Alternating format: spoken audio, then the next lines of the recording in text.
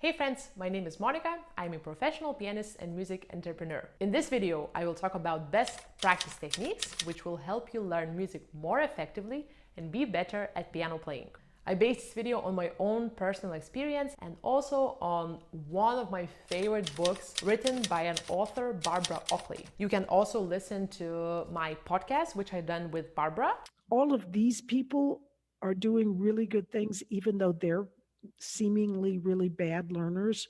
And so it kind of motivates me that I can still be successful, even though I'm not the greatest learner either. So practice tip number one, always practice what you don't know. Especially when I start learning the new piece, I always locate the difficult bits and I start from them.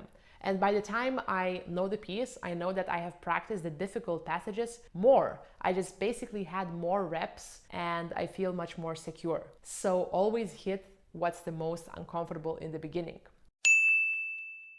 A picture walk is a very useful technique to locate and understand what's happening within the piece. You want to look through all the phrasing, detect the time signature, what accidentals composer is using. So once you have a better understanding, you have a better picture of what's happening. Also remember that learning music is a little bit like playing puzzle. You learn one bit, then you connect it to another bit, and here you go, you have the whole piece ready to play. It's just like playing puzzle. The hard truth is that playing piano shouldn't feel pleasant because practicing is a little bit like going to the gym. If you always repeat the same exercises and you never increase the weights you lift, you will never grow your muscles. With practicing is the same. You always have to increase the difficulty so your skills get better. Practice tip number two, be consistent, do not procrastinate. Putting things off is one of the enemies of high quality learning.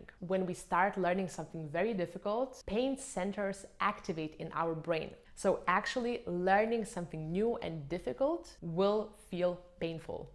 But there is a solution. After 20 minutes, if you still stick to the difficult bit, the pain will go away. And for this, there is an amazing technique called Pomodoro technique. Pomodoro technique was developed by an Italian businessman, Francesco Cirillo, in 1980s. The technique is perfect for killing procrastination. You remove all distractions, your phone, internet, you don't look at YouTube, you don't scroll on Instagram. You basically make sure that all devices are off. You put a timer for 20-25 minutes and you tell your brain to focus intently. Nothing else matters. For 25 minutes, you must focus and you must do the task. After you've done 25 minutes of playing piano, you can do a short break. This technique will help you not to be so goal-oriented, because I feel like with music, it's quite hard because there are many days where you don't feel an improvement. This technique will really help you to just be there, be in the moment, and concentrate on the process. You are practicing for 25 minutes and you don't think about anything else. By the way, sometimes when you make yourself focus, suddenly all the ideas and tasks start to kind of attack your brain. So I always try to have a little piece of paper where I can write down all the ideas which came to my mind while I was practicing. Hard truth, practicing piano is not an easy task. I think if you really want to master piano playing, you will need to do many repetitions and you need to spread out your practice through days. So as I always say to my students, it is better to practice 25 minutes every day than to practice once per week. Remember, enjoyment comes with mastery. Practice tip number three, use active recall technique. I once attended Barbara's workshop in Lithuania, and I remember she told a story about how students, when they come to do their tests, they cannot remember anything they learned. Funnily enough, when you sit down to write a test and suddenly you go blank, you are actually using the technique of active recall for the first time. Active recall is basically when you try to actively retrieve information which you learned maybe yesterday to the exact moment when you are writing a test. Obviously, when you are in the exam setting, it's a little bit too late to do that. I think among musicians, among professional musicians,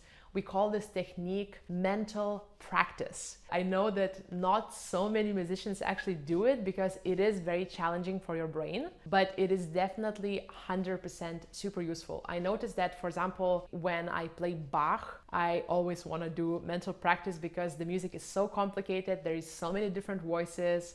It's hard to remember, hard to memorize. Every time I do this active recall, I always feel much more secure and present on stage. So you take small bits, maybe 2 to 4 bars, and again, you do a picture walk and you try to see what is happening with the music. You observe your left hand, you observe your right hand, you look at the phrasing, then you try to play that small passage very slowly, a couple of times. So after you played it, you look away from the music and then you try to play the music in your head. So you don't look at the paper, you don't look at the music, you try to visualize how you play the piano. And very often you will suddenly notice that there are certain bits you can't remember and there are certain bits which you can remember better. And this is an extremely useful technique if you want to make your learning faster. And actually, research shows this technique will help you perform better even under stress. Try it out and let me know if it works. If you want to dive a little bit deeper into learning, you can also check out our podcast with Barbara, and we will also link the episode in the video description. If you are also curious about more insights from professional pianists, you can check out our Patreon account where we talk about music profession and life as a pianist. We also upload monthly updates for free, so go and check it out, our Patreon account. Thanks for watching, and I'll see you in the next one.